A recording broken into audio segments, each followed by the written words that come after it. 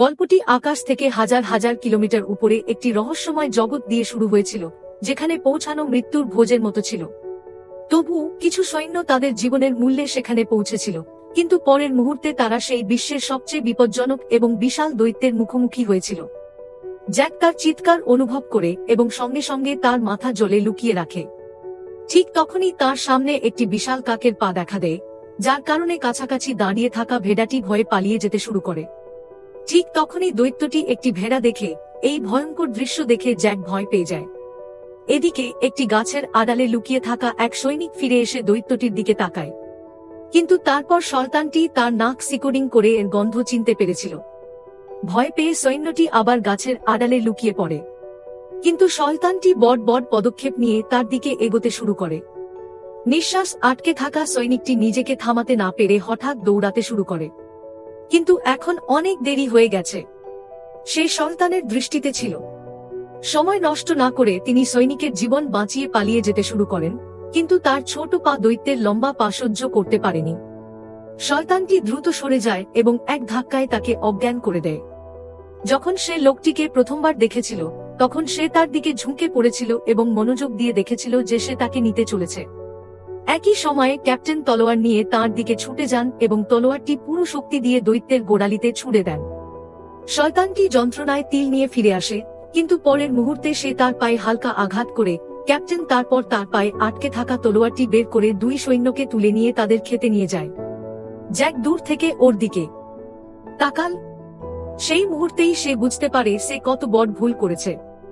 আসলে কিছুদিন আগে জ্যাক একজন পুরোহিতের সাহায্যে অনেক জাদুকরি বীজ পেয়েছিলেন, কিন্তু তার বান্ধবী, যিনি একজন রাজকুমারী ছিলেন, জ্যাকের সাথে দেখা করতে আসার সাথে সাথেই সেই বীজগুলির মধ্যে একটি জলের সংস্পর্শে আসার সাথে সাথে দ্রুত বৃদ্ধি পেতে শুরু করে।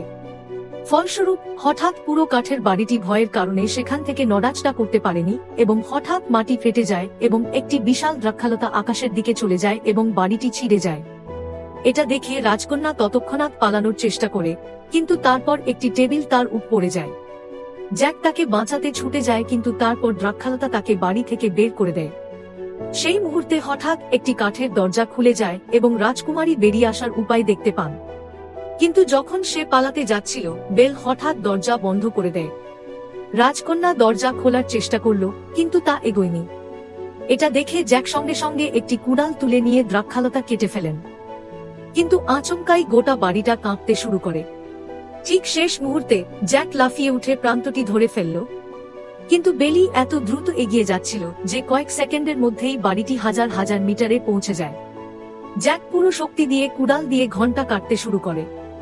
ঘন্টা বাজতেই রাজকন্যা সঙ্গে সঙ্গে দরজা খুলে দেয়, কিন্তু পরের মুহূর্তেই তার বেডার নিচের কাঠ ভেঙে যায় এবং তার হাত ধরে রাখা সত্ত্বেও তিনি 10,000 মিটার উচ্চতা থেকে পড়ে যেতে শুরু করেন।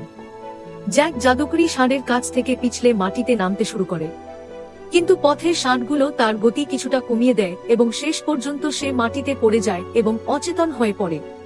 কিন্তু রাজকন্যার অবস্থা এতটা ভালো ছিল না, কারণ ষাঁড়টি তাকে তার সাথে স্বর্গের অপর প্রান্তে নিয়ে যায়। পরদিন সকালে জ্যাক জেগে ওঠে এবং রাজাকে তার সামনে দাঁড়িয়ে রাজকুমারীকে খুঁজতে দেখে। এটা দেখে জ্যাকের ইন্দ্রিয় উড়ে যায় এবং সে বাধ্য হয়ে রাজাকে পুরো বিষয়টি জানায়। রাজা যখন সত্য জানতে পেরেছিলেন, তখন জ্যাকের সঙ্গে রাজকন্যাকে উদ্ধার করার জন্য এক মুহূর্ত বাদ না দিয়ে সৈন্যদের একটি দল পাঠিয়েছিলেন।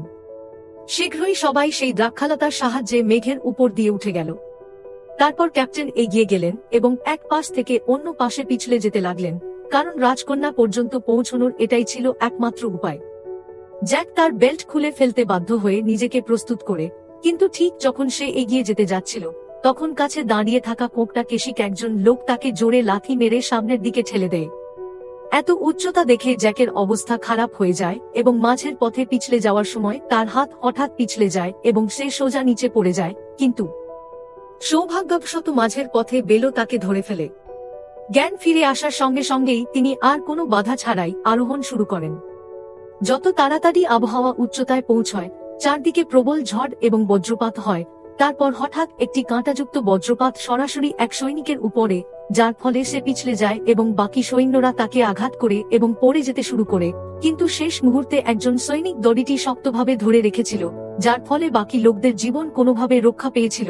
তবে যে সৈন্যরা পড়ে গিয়েছিল তারা এখন বাতাসে ঝুলেছিল। যদি তাদের অবিলম্বে টেনে আনা না হয় তবে পুরো দল বিপদে পড়তে পারে। ঠিক তখনই রেড্রিক তার পাশে দাঁড়িয়ে থাকা সঙ্গীকে দড়িটি কাটতে বলে এবং সে সঙ্গে সঙ্গে তার পা থেকে লুকানো ছুরিটি বের করে নেয়। ঝুলন্ত সৈন্যরা তা না করার জন্য চিৎকার করতে শুরু করে, কিন্তু তিনি দয়া না দেখিয়ে দড়িটি কেটে ফেলেন। আর ঝুলন্ত সৈন্যরা 10,000 ফুট উচ্চতা থেকে উঠে দাঁড়াল। কোনোভাবে অবশিষ্ট সৈন্যরা শীর্ষে পৌঁছে যায় এবং ততক্ষণে সকাল হয়ে গেছে। জ্যাক যখন পিছন ফিরে তাকাল সে একেবারে অবাক হয়ে গেল, কারণ মেঘের উপরে একটি বিশাল পৃথিবী ছিল এবং সবাই দৃশ্যের দিকে এগিয়ে যেতে শুরু করে। তখনই ক্যাপ্টেন মাটিতে নতুন পায়ের ছাপ দেখতে পান, যেখান থেকে তিনি অনুমান করেছিলেন যে রাজকুমারী নামছেন না, তবে এখানেই।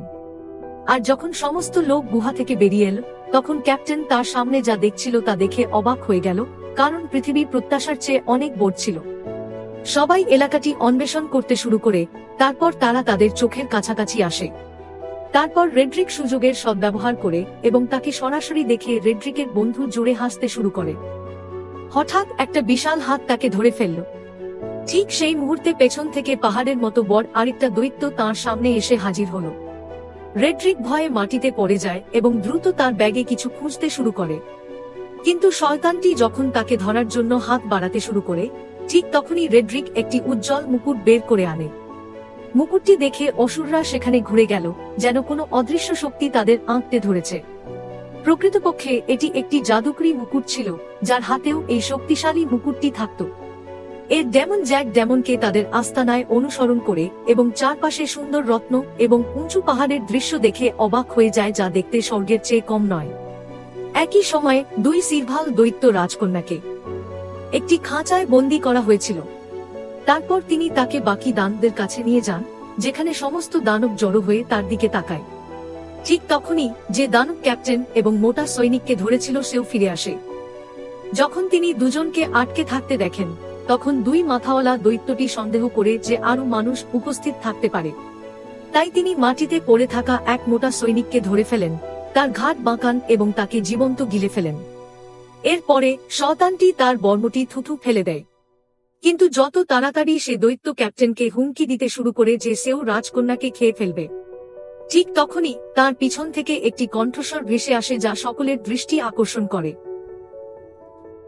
কণ্ঠস্বরটা অন্য কারণ নয়, সেই একই রেড্রিকের। তার মাথায় মুকুট দেখে অন্য সমস্ত অসুররা সঙ্গে সঙ্গে হাঁটু গেড়ে বসে পড়ে। আর তখনই আসল পরিকল্পনা ফাঁস হয়ে যায়। তিনি সরাসরি 2 মাথাওয়ালা দৈত্যটির সামনে গিয়ে তাকে হাঁটু গেড়ে দাঁড়ানোর নির্দেশ দেন। তার মাথায় মুকুট দেখে 2 মাথাওয়ালা দৈত্যটি বাধ্য হয়। তারপর মুখের উপর পা রেখে ধীরে ধীরে সিংহাসনের দিকে হাঁটেন রেডেরিক।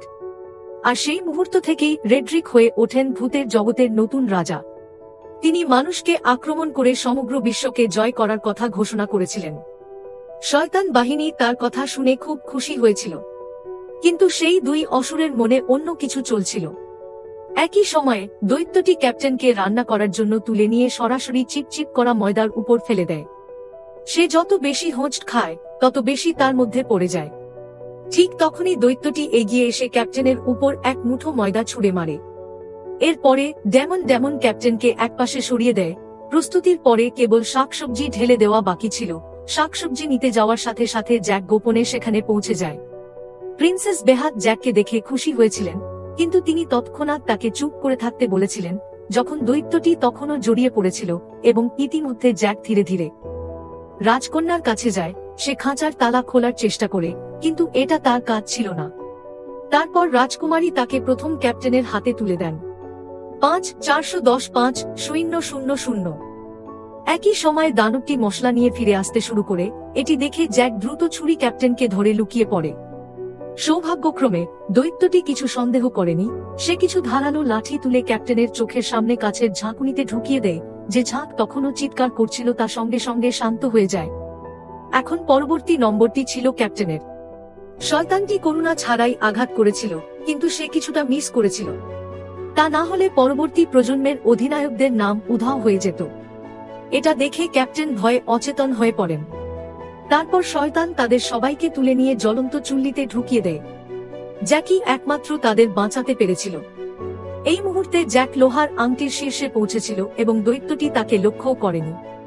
ঠিক তখনই দৈত্যটি একটি ধারালো ছুরি তুলে নিয়ে সোজা রাজকন্যার দিকে এগিয়ে যায়। দেরি না করে সে তার হাত ভিতরে ঢুকিয়ে রাজকন্যাকে বের করে টেবিলে বসায় এবং তাকে কাটার প্রস্তুতি নিতে শুরু করে। কিন্তু তারপর জ্যাক গোপনে কাছে রাখা একটি ভারী ছুরি তুলে নেয়। অবহেলিত দৈত্যটি রাজকন্যাকে আঘাত করতে যাচ্ছিল যখন জ্যাক ছুরিটি সরাসরি তার নলের মধ্যে ফেলে দেয়।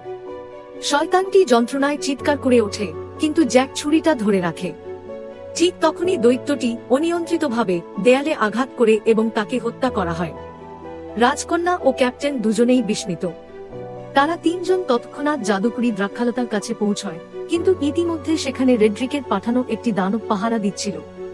তারপর জ্যাকের মনে একটা অদ্ভুত চিন্তা আসে। সে একটি মৌমাছি নিয়ে ক্যাপ্টেনের সাথে ধীরে ধীরে দৈত্যটির কাছে যায়। তারপর ক্যাপ্টেন দৈত্যটির হেলমেট তুলে নেয় এবং জ্যাক তার মধ্যে মৌমাছিটি ছুঁড়ে ফেলে দেয়। শয়তানটি তখনও উদ্বেগহীনভাবে ঘুমিয়েছিল এবং তার কি হতে চলেছে সে সম্পর্কে তার কোনো ধারণা ছিল না। জ্যাক যখনই ছাতাটা ভিতরে ঢুকিয়ে দেয়, ক্যাপ্টেন সঙ্গে সঙ্গে হেলমেট খুলে ফেলে। তারপর দুজনেই দ্রুত সেখান থেকে পালিয়ে গিয়ে কাছের পাথরের পিছনে লুকিয়ে অপেক্ষা করতে শুরু করে। কিছুক্ষণ পরে দানবটি মৌমাছির দংশন থেকে উঠে দাঁড়ায় এবং যন্ত্রণায় ছট করে তার শরীরে আঁকড়ে থাকতে শুরু করে। কিন্তু সে যতই হামাগুড়ি দেয়, মৌমাছিরা ততই তাকে আক্রমণ করে। আতঙ্কিত হয়ে দৈত্যটি সেখান থেকে পালাতে শুরু করে, কিন্তু পিছলে গিয়ে পাথরগুলিতে আঘাত করে এবং মনে হচ্ছিল যে সে এখন পড়ে যেতে চলেছে। তারপর হঠাৎ সে তার হেলমেট খুলে ফেলল। এটা দেখে তিনজন এক মুহূর্তের জন্য হতবাক হয়ে গেল, কিন্তু তারপর একটি মৌমাছি সরাসরি তার দিকে উঠতে থাকে এবং পরের মুহূর্তে সে দৈত্যটিকে শক্তভাবে দংশন করে, তাই সে নিয়ন্ত্রণ হারিয়ে সোজা নিচে পড়ে যায়। এটা দেখে তিনজন আনন্দে লাফিয়ে ওঠে। তারা বিশ্বাস করতে পারে না যে তারা এত সহজে এত বড় দানবকে পরাজিত করেছে। তারা তিনজন অবিলম্বে চলে যাওয়ার সিদ্ধান্ত নেয়। কিন্তু হঠাৎ করে ক্যাপ্টেন থেমে গেলেন। তিনি বলেছিলেন যে রেড্রিক্সের কাছ থেকে মুকুট ছিনিয়ে নিতে তাকে এটি বন্ধ করতে হবে। তাই জ্যাক তাকে ছুরিকাঘাত করে এবং রাজকন্যার সঙ্গে নিচে নেমে যায়। একই সময়ে শয়তানটি শেষ পর্যন্ত ষাঁড়গুলিকে আঘাত করার পর নিচে নেমে আসে। একটি জোরে শব্দ শুনে রাজা তৎক্ষণাৎ তাঁর তাঁবু থেকে বেরিয়ে আসেন এবং এই বিপজ্জনক দৈত্যটিকে দেখে আতঙ্কিত হয়ে পড়েন। সঙ্গে সঙ্গে গ্রামবাসীরা সেখানে জড়ো হন। তারপর রাজা অনিচ্ছাকৃতভাবে জনগণের কল্যাণে এবং অসুরদের এখানে আসা বন্ধ করার জন্য একটি বড় সিদ্ধান্ত নেন। তিনি অবিলম্বে জেনারেলকে ঘণ্টাটি কাটার নির্দেশ দেন। সৈন্যরা সেই বড় ঘণ্টায় লোহার বিশাল খাঁজ লাগিয়ে দেয়। তারপর তাদের উপর একটি শক্তিশালী হুক লাগান এবং কিছু ষাঁড় ও ঘোড়ার সাহায্যে তাকে টানতে শুরু করে। ধীরে ধীরে সে বিশাল দ্রাক্ষালতার শিকড় দিয়ে কাঁপতে শুরু করে। কিন্তু কাছাকাছি দাঁড়িয়ে থাকা সৈন্যরা হঠাৎ বিপদে পড়ে যায়। হঠাৎ মাঝের বেলটিও ভাঙতে শুরু করে। উপরে দাঁড়িয়ে থাকা সৈন্যরা পড়ে যেতে শুরু করে, যার ফলে চারদিকে আতঙ্ক ছড়িয়ে পড়ে। অন্যদিকে জ্যাক এবং প্রিন্সেস ঘণ্টার সাহায্যে নেমে আসছিল, কিন্তু নিচের দিকে তাকাতেই তারা আতঙ্কিত হয়ে পড়েন, কারণ ঘণ্টাটি অনিয়ন্ত্রিত হয়ে পড়েছিল এবং যে কোনো মুহূর্তে পড়ে যেতে পারত। একই সময়ে জ্যাক একটি সুযোগ দেখে রাজকন্যাকে শক্ত করে ধরে ফেলে এবং দ্রুত একটি ঝুলন্ত ডাল ধরে ফেলে। দুজনেই বাতাসে দুলতে দুলতে দ্রুত নিচের দিকে এগোতে শুরু করে। অবশেষে যখন তারা পড়ে যায়, তখন ঘাসের শক্তি তাদের ধীর করে দেয় এবং তারা দুজনেই নিরাপদে মাটিতে পৌঁছে যায়। একই মুহূর্তে রেড্রিক সমস্ত দানবদের একত্রিত করে এবং মানুষকে আক্রমণ করার জন্য প্রস্তুত হয়। তারপরে দুটি সিরভালে দানব মানুষের ছাপ ফেলে, যার কারণে ক্যাপ্টেন লুকিয়ে পড়ে। রেড্রিক শয়তানদের ডাকতে শুরু করে। যখন ক্যাপ্টেন তার সামনে লড়াই করার জন্য প্রস্তুত হয়ে দাঁড়িয়েছিল, তখন দুই মাথাওয়ালা শয়তানটি বাকি শয়তানদের তাকে বের করে আনার নির্দেশ দেয়। অসুররা পাথর ভাঙতে শুরু করে এবং নিচে ক্যাপ্টেন এবং রেড্রিকের মধ্যে লড়াই শুরু হয়। রেড্রিক তার লম্বা তলোয়ার দিয়ে ক্যাপ্টেনকে ফেলে দেয় এবং তার অস্ত্র পড়ে যায়। এরপরে সে নিয়মিত তাদের আক্রমণ করতে শুরু করে, কিন্তু ক্যাপ্টেন কোনোভাবে তার আঘাত থামিয়ে দেন এবং দুজনের মধ্যে ক্ষমতার লড়াই শুরু হয়। শীঘ্রই ক্যাপ্টেন দুর্বলভাবে পড়তে শুরু করে এবং রেড্রিক তাকে জলে ফেলে দেয়। হঠাৎ তার চোখ পড়ে যায় তার দিকে আসা ছুরিটির দিকে। ক্যাপ্টেন ঠিক মুহূর্তে তাকে দাঁতে ধরে ফেলেন এবং সঙ্গে সঙ্গে রেড্রিকের মুখে আঘাত করেন। আকস্মিক আক্রমণের ফলে রেড্রিকের রাগ বিস্ফোরিত হয়। তিনি ক্যাপ্টেনকে তার অস্ত্রের শক্তিতে পিছনে ঠেলে দেন। ক্যাপ্টেন পিছু হটতে বাধ্য হন এবং শেষ পর্যন্ত তীরে পৌঁছন। তখনই রেড্রিক তাকে একটি শক্তিশালী লাঠি দিয়ে আঘাত করে, কিন্তু ক্যাপ্টেন কোনোভাবে পাথরগুলো ধরে ফেলেন। রেড্রিক তার হাতে তলোয়ার চুদতে শুরু করে যাতে সে নিজেই পড়ে যায়, কিন্তু তিনি অধিনায়কের শক্তিকে অবমূল্যায়ন করেছিলেন। জৈনের দিকে গিয়ে তিনি দেখতে পান যে সমস্ত দানব দ্রুত নিচে নামছে এবং এক মুহূর্ত নষ্ট না করে তিনি রাজাকে সতর্ক করার জন্য ঘোড়ায় চড়ে বেরিয়ে যান। এদিকে রাজার সেনাবাহিনী আরামদায়কভাবে দুর্গের দিকে এগিয়ে যাচ্ছিল। যখন জ্যাকের চোখ সেনাবাহিনীর উপরে, তখন সে জোরে চিৎকার করতে শুরু করে যে দানবরা আসছে, কিন্তু রাজা তখনও কিছুই বুঝতে পারেননি। তারপর হঠাৎ করে অনেক দানব জঙ্গল থেকে বেরিয়ে এসেছিল এবং তারা যেখানেই যাচ্ছিল তারা সবকিছু ধ্বংস করে দিচ্ছিল। কেউ তাদের থামাতে পারেনি। শীঘ্রই দানব বাহিনী এগিয়ে আসে এবং তারা একজন সৈন্যকে ধরে ফেলে এবং তাকে জীবন্ত গিলে ফেলে। এমনকি ঘোড়ার আরোহীরাও তাদের গতি এড়াতে পারেনি। এই সময়ে লোকেরা তাদের সামনে সম্পূর্ণ অসহায় ছিল। ঠিক তখনই একটি গোলাকার দৈত্য কাছাকাছি বাতাসকে এড়িয়ে যায়, যা মাটিতে পড়ে যায় এবং রাজার মুকুটও পড়ে যায়। একই সময় দুর্গে অবস্থানরত সৈন্যরা রাজার সেনাবাহিনীর আগমন দেখে এবং তৎক্ষণাৎ যুদ্ধের প্রস্তুতির খবর পাঠিয়ে দেয়। ক্যাপ্টেন অবিলম্বে সমস্ত সৈন্যদের সহায়তায় পরিখাতে তেল ঢেলে দেন যাতে শত্রুদের থামানো যায়। রাজার সেনাবাহিনী দুর্গে পৌঁছানোর সঙ্গে সঙ্গে তিনি তীর ছোঁড়ার নির্দেশ দেন এবং শত্রুদের দিকে শতত জ্বলন্ত তীর ছেড়ে দেওয়া হয়। এই তীরগুলি তেলের উপর আছড়ে পড়ার সঙ্গে সঙ্গে চারদিকে আগুন ছড়িয়ে পড়ে এবং এরই মধ্যে রাজার সেনাবাহিনী সুরক্ষিত তাকের ভিতরে পৌঁছে যায়। রাজকুমারীকে নিরাপদে দেখে ক্যাপ্টেন তুরন্ত দুর্গের দরজা বন্ধ করার নির্দেশ দেন, কিন্তু একই সময় জ্যাক তখনও বাইরে ছিলেন এবং অসুররা তাঁর পিছনে পড়ছিল। দুর্গের গেট বন্ধ হতে শুরু করার সাথে সাথে জ্যাক আতঙ্কিত হয়ে পড়ে, কিন্তু শেষ মুহূর্তে সে তার ঘোড়া নিয়ে লাফিয়ে পড়ে। যাই হোক, তার পিছনে থাকা দুই মাথাওয়ালা ড্যান শীঘ্রই আগুনে পুরোপুরি পুড়ে যায়। কিন্তু আশ্চর্যের বিষয় হল, এমনকি তার নিজের লোকেরাও তাকে বাঁচাতে আসেনি। কিন্তু শুধু দাঁড়ান এবং দেখুন, এটি জ্বলছে। ঠিক সেই সময় লোকেরা একে অপরের সাথে কথা বলছিল যে হঠাৎ আকাশ থেকে একটি বড় লোহার ঘণ্টা দুর্গের দিকে আসছে। সে দেয়াল ভেঙে সোজা নিচে নেমে গেল। কেউ বুঝতে পারার আগেই যুদ্ধের অ্যালার্ম বাজতে থাকে। ঠিক তখনই দুটি বড় লোহার হুক দুর্গের গেটের দিকে নিক্ষেপ করা হয়েছিল, যা আসলে গোলমুখের দৈত্যের পরিকল্পনা ছিল, যে আরও দৈত্যদের ডেকেছিল এবং তাদের দুর্গের গেট ভাঙার নির্দেশ দিয়েছিল। পুরো পরিবেশটি দাঙ্গায় পরিণত হয়েছিল। রাজকন্যা জ্যাককে নিয়ে দুর্গের ভিতরে ছুটে যায়। অন্যদিকে বৃদ্ধ রাজা সমস্ত সৈন্যদের দানবদের থামানোর জন্য ক্রোশবো ব্যবহার করার নির্দেশ দেন। শীঘ্রই আরও ভূত এসে পৌঁছয় এবং তারা পূর্ণ শক্তি দিয়ে টানতে শুরু করে। ঠিক তখনই ক্যাপ্টেনের নির্দেশে সৈন্যরা বেশ কয়েকটি ক্রোশবো ছেড়ে দেয়, যা সোজা কাঠের দরজায় চলে যায়। ঠিক লক্ষ্য খুঁজে পাওয়ার সাথে সাথে সৈন্যরা ক্রোশবো গাড়িগুলি পিছনে টানতে শুরু করে। দুর্গের সেনাবাহিনী টুকরো টুকরো হয়ে যায় এবং রাজাও সাহায্য করতে আসেন। তিনি ক্যাপ্টেনকে অসুরদের দুর্বলতা সম্পর্কে জিজ্ঞাসা করছিলেন যখন একটি জ্বলন্ত গাছ আকাশ থেকে পড়ে যায়, যা সৈন্যদের ছড়িয়ে দেয়। পরের মুহূর্তে অনেক জ্বলন্ত গাছ সৈন্যদের উপরে যায়, যার ফলে তারা বন্দী হয়।